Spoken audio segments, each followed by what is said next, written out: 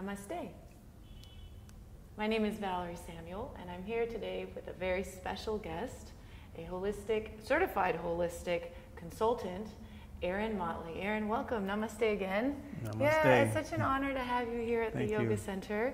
I'm really excited to know more about what you do, this internal fitness.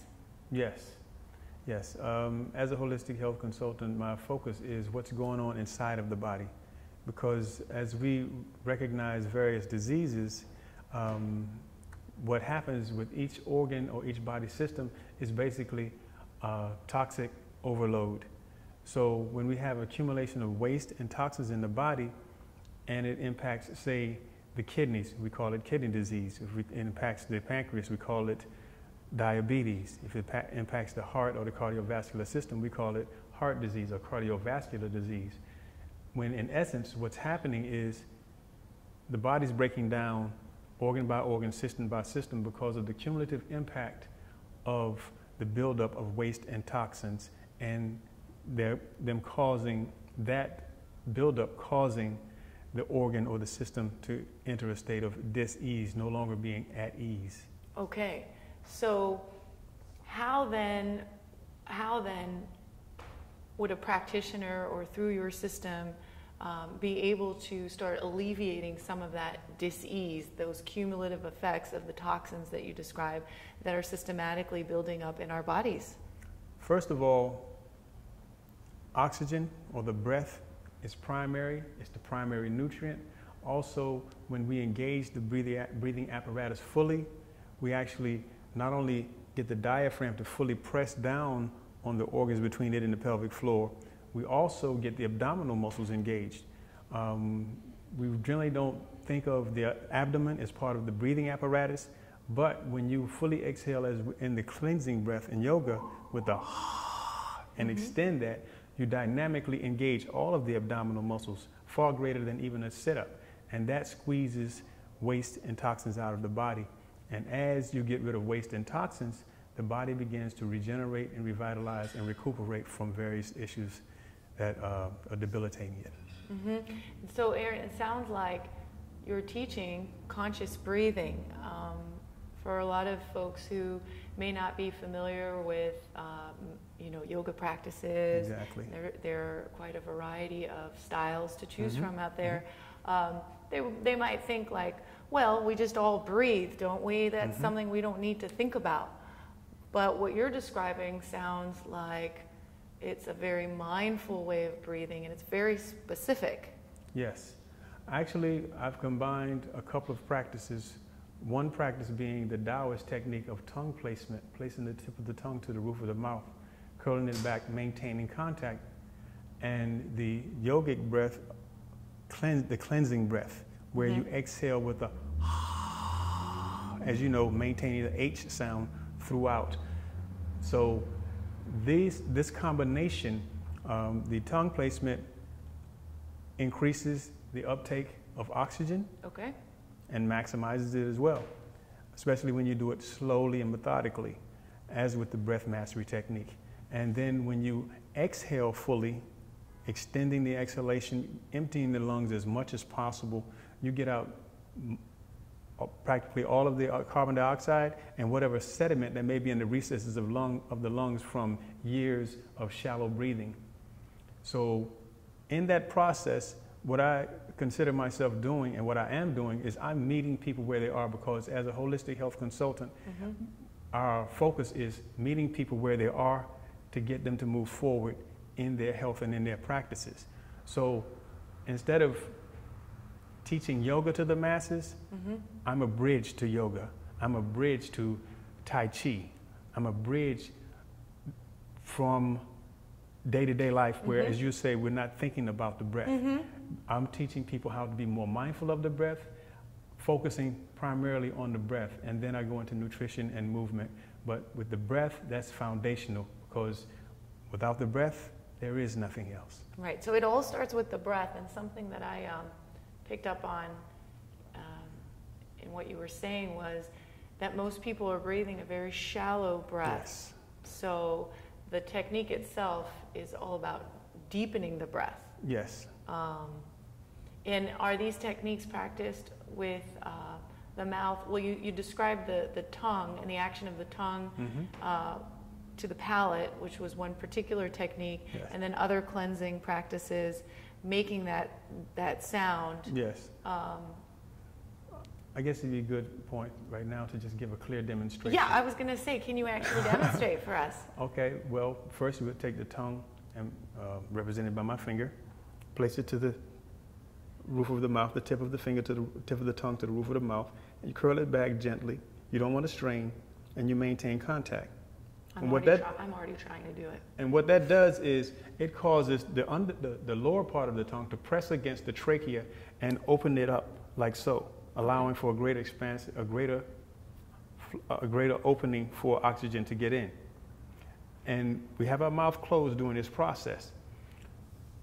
We inhale, allowing the air to hit the back of the throat very gently, and that allows the abdominal muscles, the abdomen to expand. And as it expands and fills up, then the chest fills up and expands outward. So we get a full volume of oxygen in our lungs. Then, once our lungs are full, we open our mouth into a full oval, unhinging the jaw, and we exhale with that cleansing breath with the H sound in it throughout. So here we go. Want to flow with me? I'll try. You'll do. Place the tip of the tongue to the roof of the mouth. Mouth closed, curl it back. Inhale slowly and gently.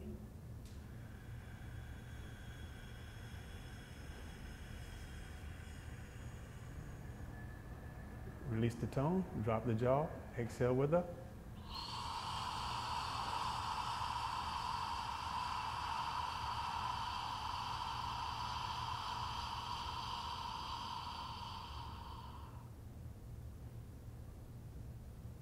Care to express what you felt? Oh.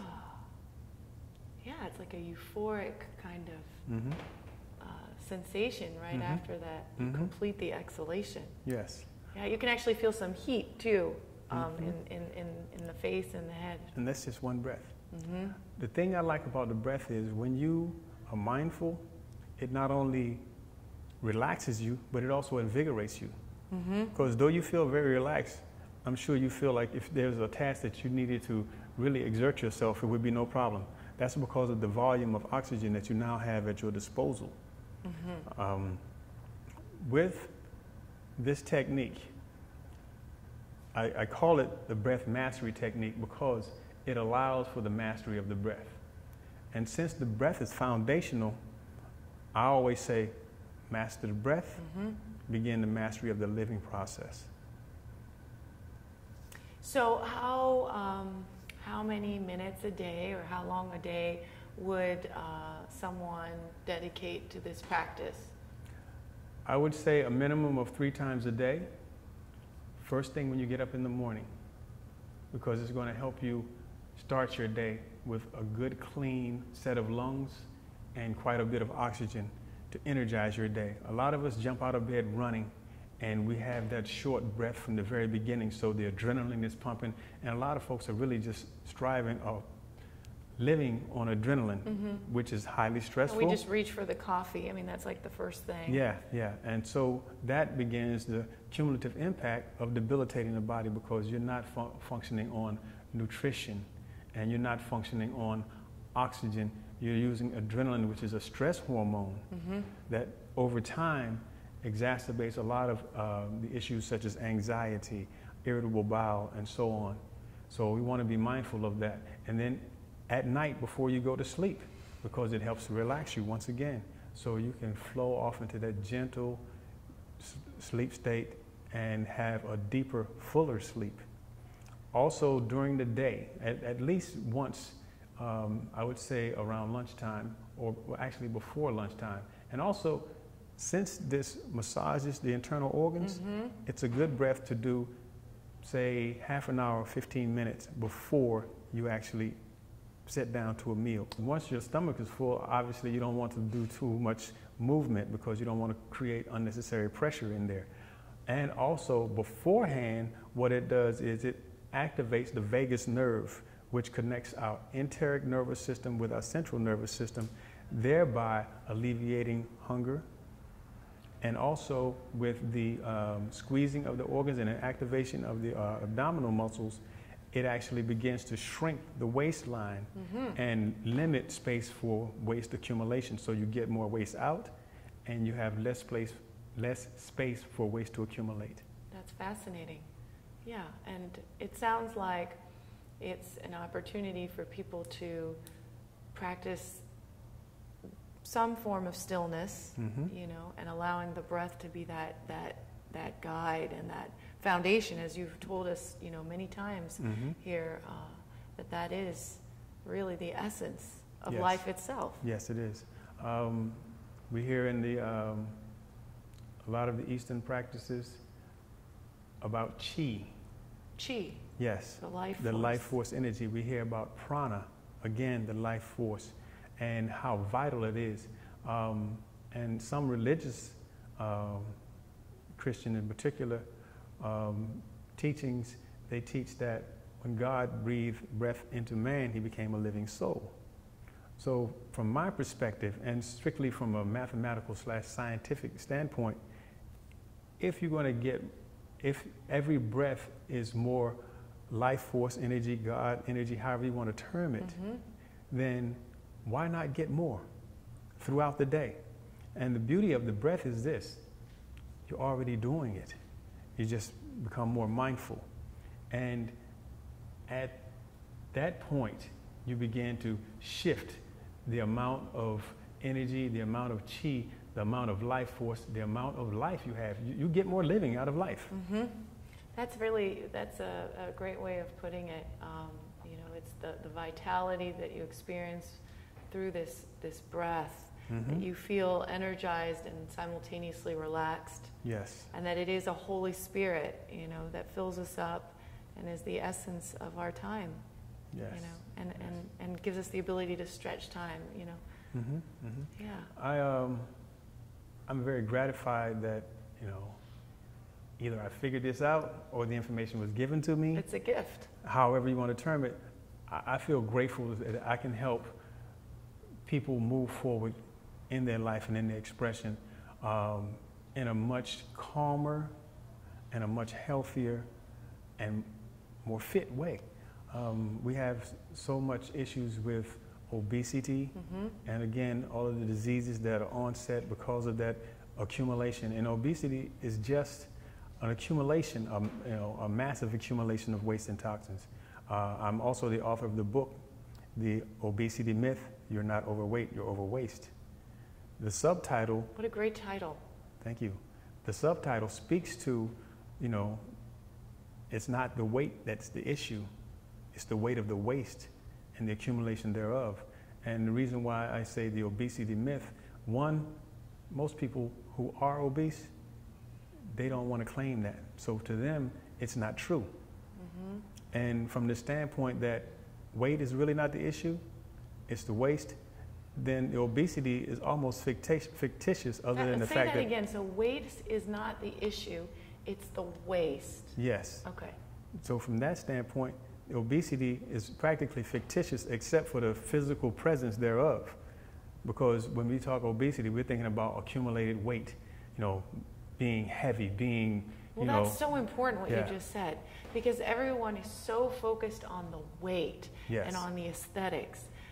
But if we can just stand back and realize that it's not the weight, it's the waste. Yes. Ooh, that's good. And once we realize that, we also begin to understand that there are very practical ways of getting the waste out of the body, starting with the breath. You know, what's more practical than that? You know, and then we move on to, again, the healthy food that's, you know, going to keep the things moving with, you know, the good quality soluble and insoluble fiber that's going to help clean the colon so that, you know, we get the good B vitamins that our bodies naturally produce. And all of these things that come from just living a healthier lifestyle, being mindful of the fact that we can get the waste out of our body. And truly and ultimately, we don't heal anything. I'm not a healer. There are no healers. The body heals itself. You know, so internally, you're a healer, I'm a healer, but you're not my healer. I'm not your healer. You are your healer. Your body is its own healer. My body is its own healer. All we need to do is give it what it needs in that process. And it sounds like that's what you're doing. You are empowering others with this, you know, just by simply sharing the knowledge. Yes. And this gift through these techniques and your book and your practice as a consultant. Thank you so much. Yeah, it was wonderful. Thank you for sharing. I feel truly blessed. I've been on this journey for a long time, and I really began in earnest when I lost my mother to cancer in 1989.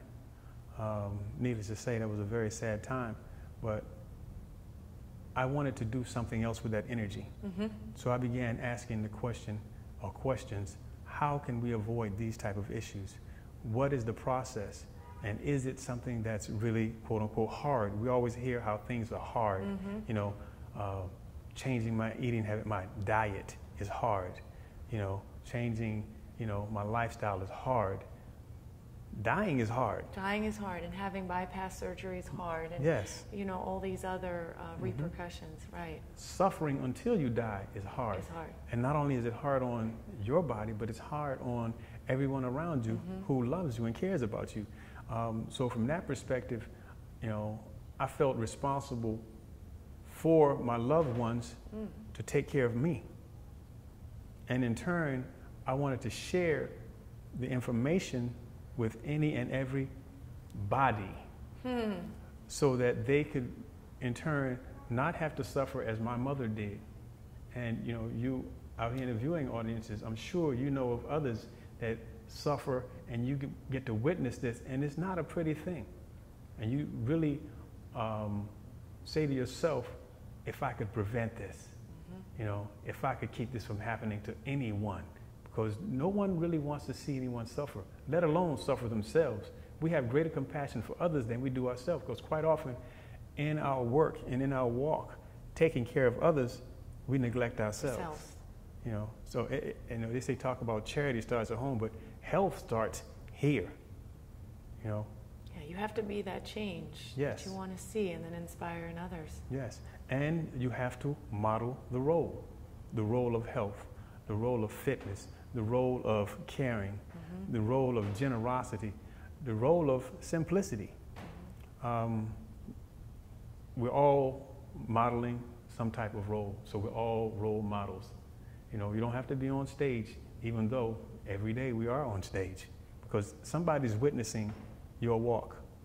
Somebody's getting information from what they see in you, what they see in me, what they see in you.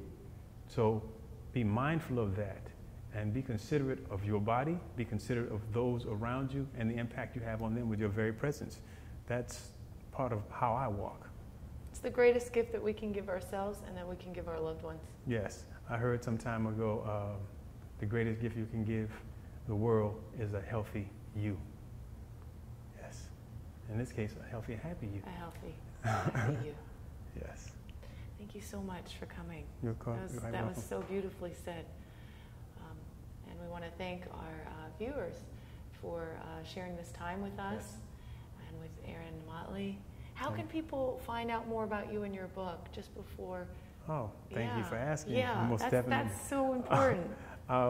They can contact me on the web at www.internalfitnesstrainer.com. All one word, just like it sounds. Thank you very much, Aaron. Namaste. Thank you. Namaste. Namaste.